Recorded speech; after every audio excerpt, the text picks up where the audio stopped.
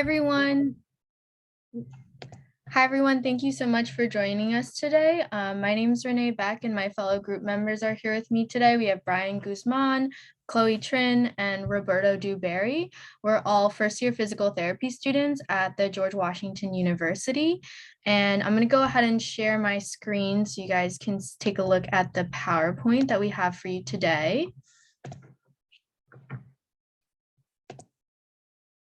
All right, so today's PowerPoint topic is on keeping joints happy and healthy. So we're going to talk a little about exercise and arthritis. And like Jonas said, please feel free during the presentation to drop questions into the chat, or if you'd like to save them for the end, that's perfectly all right as well. All right, so we'll go ahead and get started. So we want you guys to keep these objectives in mind as we go through our presentation today. One, we want you to be able to separate some common myths and facts about arthritis. Two, we want you to understand some basics of arthritis. And then lastly, we want you to be able to perform 3 exercises that are good for our arthritis and that will help keep those joints happy and healthy. All right, so we're going to start by playing a little game of arthritis myth versus fact. So our first one, myth or fact, people with arthritis can only swim for physical activity. And you all can drop your answers in the chat.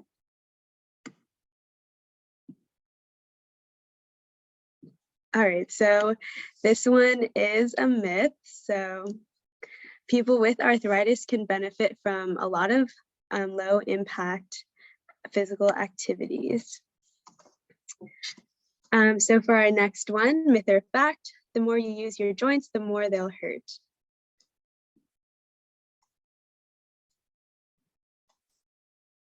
All right, great. So this one is also a myth. Exercise can actually decrease joint pain by replenishing lubrication to your joints, and it can also decrease stiffness. So it's super important to keep moving. All right, last one here, myth or fact, strong muscles can help ease arthritis pain. All right, awesome. So this one is a fact. So strong muscles can help absorb some of that force and take pressure off of your joints. All right, we're going to do a little quick assessment here. So yes or no, is exercise good for arthritis?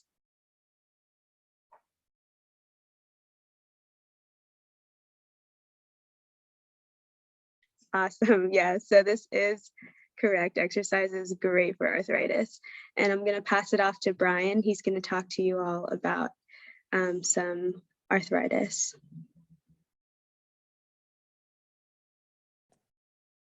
Hey there, guys. So before we get into our, the rest of the presentation, I think it's important to understand exactly what arthritis is. And it's actually an umbrella term that encompasses more than 100 conditions. And 2 of the most common are osteoarthritis and rheumatoid arthritis, with osteoarthritis being the most common. It's important to understand kind of how arthritis works, because it helps you understand how to treat it. So sometimes you'll end up feeling pain and swelling and stiffness, and that leads to, decreased motion, which creates sort of a vicious cycle where you'll probably end up moving less, and that's exactly what you don't want to do. That's why treatments like occupational therapy and physical therapy and exercise are so incredibly important. And as you can see here, some of the most affected joints are the hips, the spine, the knees, and actually the hands as well. So let's cover some of the do's and don'ts with arthritis. And we'll take a look at the arthritis do's first.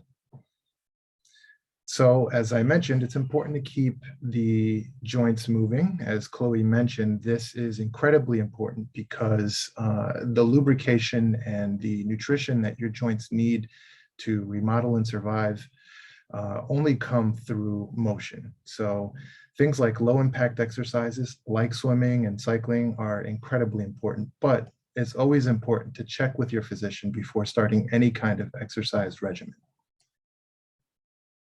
And let's take a look at some don'ts with arthritis. High impact exercises are probably something you don't want to do because it increases the risk that you'll experience some of those symptoms that we mentioned earlier. You also don't want to ignore symptoms when you do have them and skip medications or supplements. So with that, I'll pass it off to Roberto. Hello, everyone. So now we're going to start doing some exercise together. But before we start the exercise, we're going to review just a few safety precautions that you want to be aware of. So when performing these exercises, whether now or later, you want to make sure to clear the area, make sure you have enough space around you. Make sure to utilize a stable support surface. So making sure the chair that you use is a non-rolling chair. You also want to make sure to wear closed-toe shoes that are going to help support your foot a bit better. If you feel any sharp or unusual pain during the exercises, you want to be sure to listen to your body and stop. And lastly, if you have any reservations about performing these exercises, feel free to, don't hesitate to just simply observe. All right, so our first exercise is going to be cat-cow. As Brian mentioned earlier, the spine is one of the most impacted joints in your body with osteoarthritis. So this is a great one to keep movement through the spine. We have this little video here so you can see how the exercise would look in real time, but I'll go through it in words so we can all follow along together. So we're going to start seated with our feet flat on the floor. And as you inhale, we're going to arch the spine and lift the chin and chest. And then as you exhale, we're going to round the spine and tuck the chin in toward the chest. And we'll repeat this 3 to 5 times. So inhaling, arching the spine, and exhaling, rounding the spine. And we'll do one more. So inhaling, arching the spine, and exhaling, rounding the spine. So now for this next exercise, it's called a long arc quad. And the way, we also have a video for this as well. The way you're going to perform this exercise is to begin seated on the front half of your chair with a tall posture. You want to slowly, one leg at a time, you want to extend your leg out in front of you so your toes point the ceiling. And then once you have your leg straightened out, then you want to slowly lower your leg back to that starting position with your feet on the ground. When you do this exercise, it's intended to strengthen your quadriceps muscle, basically that muscle that's in front of your thigh, which is intended to help give you more support at your knee joint. And you could do about 8 of those. And now we're going to move on to the next exercise, which is called a sit to stand. And for the sit to stand, we're going to start in that same position, front half of the chair, tall posture. And you want to make sure your feet are flat on the floor, shoulder width apart. So what you want to do is place your hands lightly on each side of the seat, keeping your back and neck straight and upright with your chest slightly forward.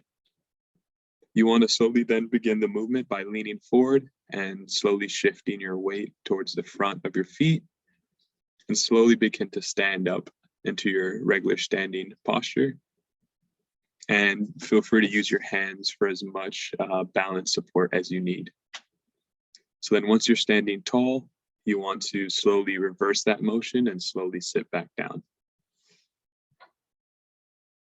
And now we're going to take a moment just for you guys to type in the chat to tell us a few takeaways or things that you've learned through the presentation, whether it's regarding safety, the arthritis, or the exercises that we reviewed.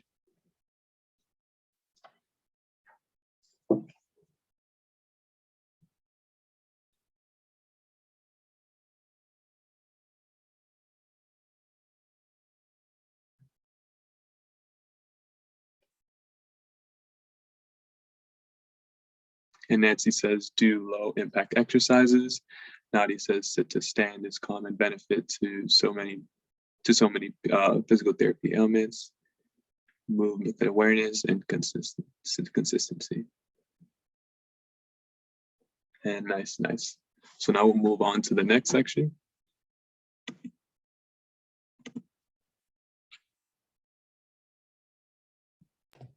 All right, so you guys did a great job summarizing our presentation, but we're going to go through our little summary as well. So make sure to keep moving. Exercise can ease arthritis symptoms.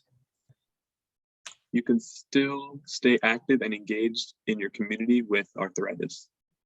And last but certainly not least, if you do have any concerns, we do recommend that you talk to your doctor or seek out physical therapy.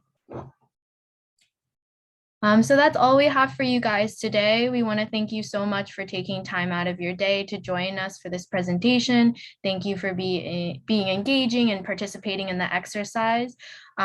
We do have some time for questions, so please feel free to drop them in the chat, or if you're more comfortable unmuting yourself, we'll go ahead and take questions.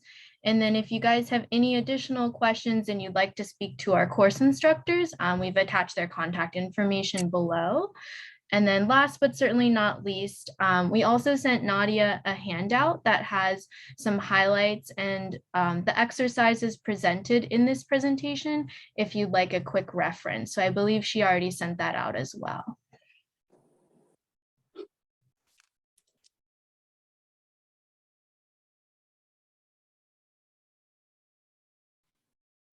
I'm just wondering how many repetitions of each of those exercises. I don't remember whether it was indicated on the slide, so I'm just asking how many repetitions of each of the exercises you showed us, and how often? Daily? Is this something you can do every day, or would you recommend doing it every other day? Hi, that's a great question.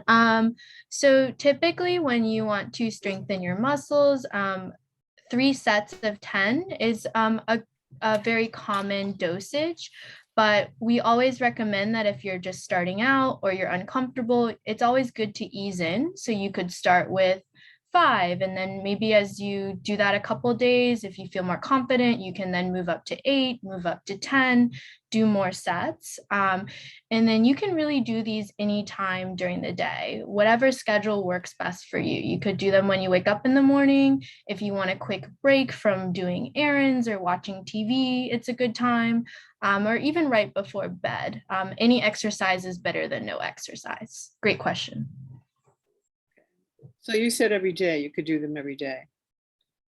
Yep, just make sure to listen to your body. So if you've been doing them every day and then you notice after a few days you're getting really sore, really tired, maybe take a little rest and then try doing them every other day and see if that helps. But listen to your body. Also, just to add on to what Renee is saying, the cat-cow is actually a great one if you are seated for long periods of time, to do about 10 repetitions every couple hours. So if you're finding yourself doing, 7 to 8 hours of computer work every couple of hours, it might be a good idea to mix in that cat-cow. Oh, great.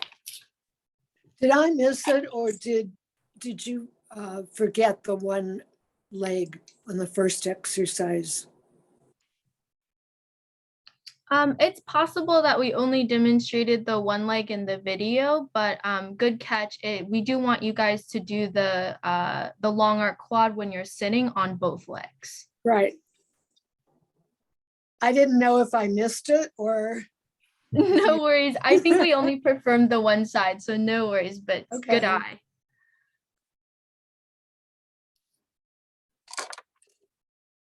I think Gloria had a question in the chat about the difference between PT and OT, upper and lower body.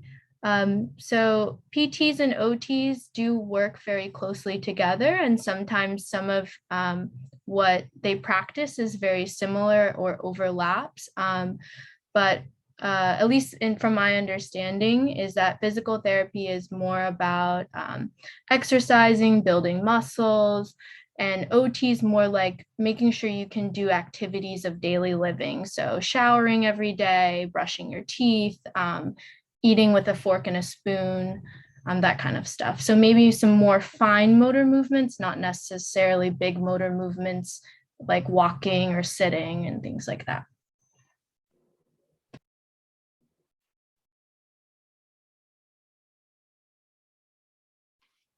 Did anybody have any other questions? I think I saw one more hand up, so please feel free to unmute yourself if you're more comfortable.